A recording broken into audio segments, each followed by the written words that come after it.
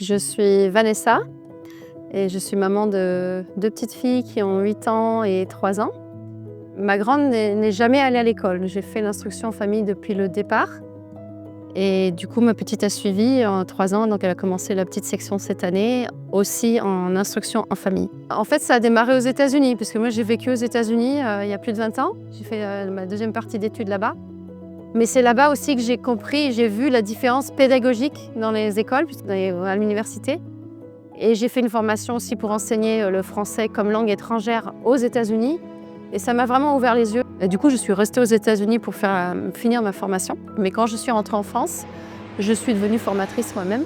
Donc comme j'étais aussi dans l'autre côté en tant que formatrice enseignante, avec des enfants de 15 ans à 22 ans, j'ai vu justement le manque de résultats que 10-15 ans d'éducation peut faire. Et donc j'ai cherché autre chose. Et en fait, quand j'ai appris que l'instruction en famille était légale en France, puisque j'ai découvert ça aussi aux États-Unis. Aux États-Unis, beaucoup de familles font le homeschooling, chose que en France on connaît très peu ou très mal. Et donc je me suis dit, mais je préfère mettre mes enfants faire l'instruction en famille plutôt que de les mettre dans un cadre hyper rigide qui finalement n'est plus adapté à notre société et au métier d'aujourd'hui. Donc ça a été le choix que j'ai fait, c'est pour ça qu'on fait l'instruction en famille.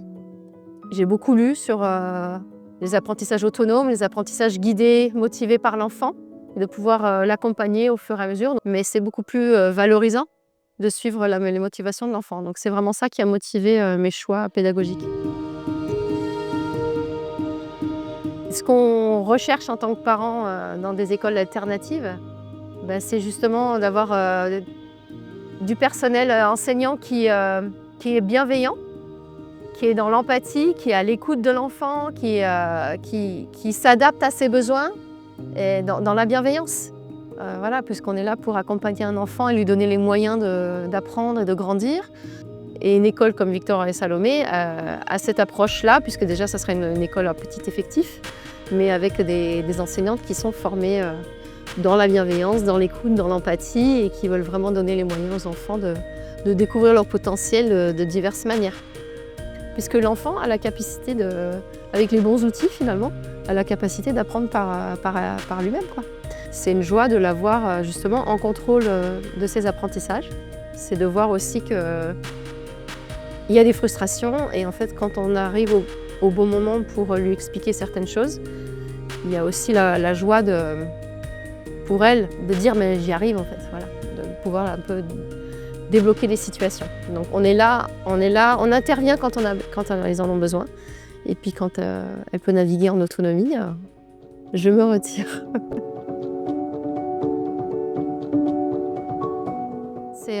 C'est la joie en fait, la joie de comprendre. Et finalement on la voit vraiment, c'est comme s'il y a un univers qui s'ouvre à elle et qui dit mais d'accord, donc je comprends et ça peut enchaîner sur d'autres choses. Et c'est vraiment fascinant de voir, et c'est justement ce que je veux garder dans les pédagogies choisies, mais aussi avec le choix de l'école Victor et Salomé, c'est de garder cette joie de l'apprentissage. Parce que de mon point de vue de formatrice, côté enseignante, ce que j'ai vu chez les enfants, c'est finalement ils n'ont plus la joie d'apprendre. Apprendre, c'est une corvée, c'est une obligation, mais il n'y a pas de plaisir.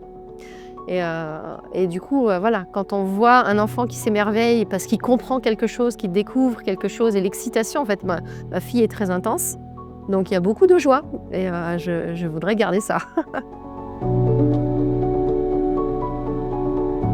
Pour moi, c'est ça, une école idéale.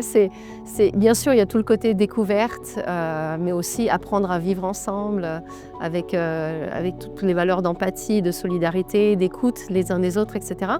Mais il y a ce côté aussi, je pense, qui est très valorisant. D'un côté, apprendre par apprentissage, un peu comme dans l'artisanat, maître apprenti, où on apprend en imitant quelqu'un qui nous montre un métier, un savoir-faire.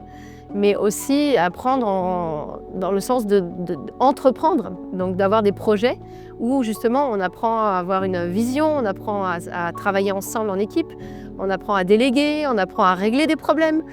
Tout ça sont des compétences de vie, mais aussi qui peuvent vraiment les lancer sur on ne sait pas quel tremplin pour ses enfants. Donc je trouve ça vraiment génial. Et voilà, donc des écoles comme ça, je trouve ça idéal.